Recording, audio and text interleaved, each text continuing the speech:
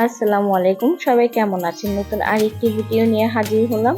আজকে আমি রান্না করব বুটের ডাল দিয়ে ডিম। তো কিভাবে রান্না করব সেটাই আমি আপনাদের সাথে শেয়ার করব।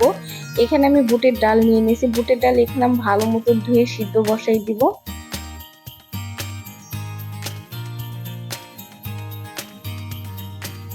এখানে ডাল সিদ্ধ হতে হতে এখানে আমি পেঁয়াজ, কাঁচামরিচ, হলুদ গুঁড়ো, লবণ ভালো মতো ডলে ডিম ভালো মতো মিক্স করে নিব।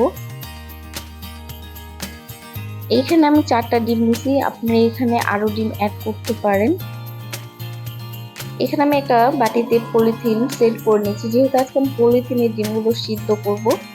এখানে আমি পলিথিনের ডিমগুলো ঢেলে গিট দিয়ে এখানে আমি সিদ্ধ বসাই দিব।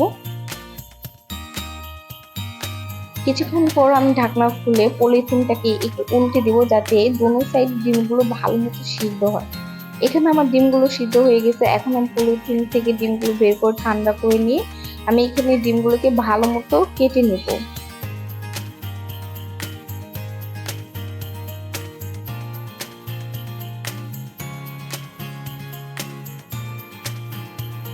এখানে আমি ডিমগুলোকে ভালো মতো কেটে নিচ্ছি। আমার ডাল সিদ্ধ হয়ে গেছে।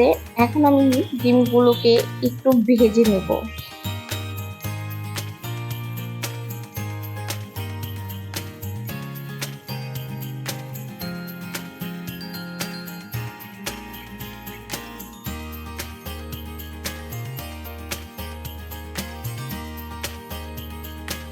এখানে আমি ডিমগুলোকে ভালো মতো ভেজে নিচ্ছি। এখন আমি রান্নাতে চলে যাব। তেল গরম হয়ে আসলে এখানে আমি পেঁয়াজ দিয়ে দিব। আমি পেঁয়াজগুলোকে বেরেস্তা করে নিব।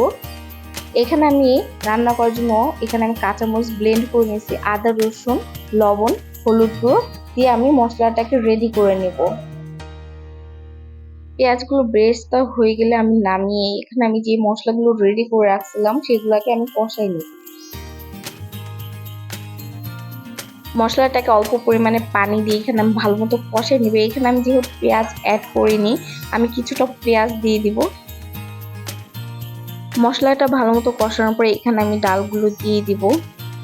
এখানে আমি জিরা গুঁড়ো, গরম মশলাগুলো দিয়ে দিব।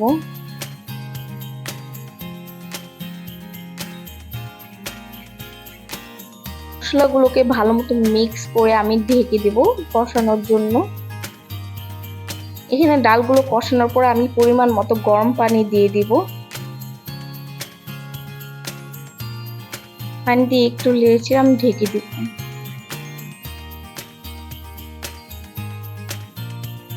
আমি কিছুক্ষণ পর পরই একটু নেড়ে দিব, যাতে নিচ দিয়ে লেগে না যায়। এখানে ডালটা ফুটে আসলে এখানে আমি যে ডিমগুলো ভেজে রাখছিলাম সেগুলো দিয়ে দিব। ডিমগুলো দেওয়ার পরে আমি কিছুটা ব্রেস্ট উপর দিয়ে দিয়ে মিক্স করে আবার একটু ঢেকে দিব। না হয়ে গেছে। আমাদের এই নতুন রেসিপি আপনাদের কাছে কেমন লাগছে অবশ্যই কমেন্টে জানাবেন। আমাদের ভিডিও ভালো লাগলে আমাদের চ্যানেলকে সাবস্ক্রাইব করবেন এবং আমাদের পেজটাকে ফলো করে আমাদের পাশেই থাকুন এরকম নতুন নতুন ভিডিও পেতে। আজকের ভিডিও এই পর্যন্তই। সবাই ভালো থাকবেন। আল্লাহ হাফেজ।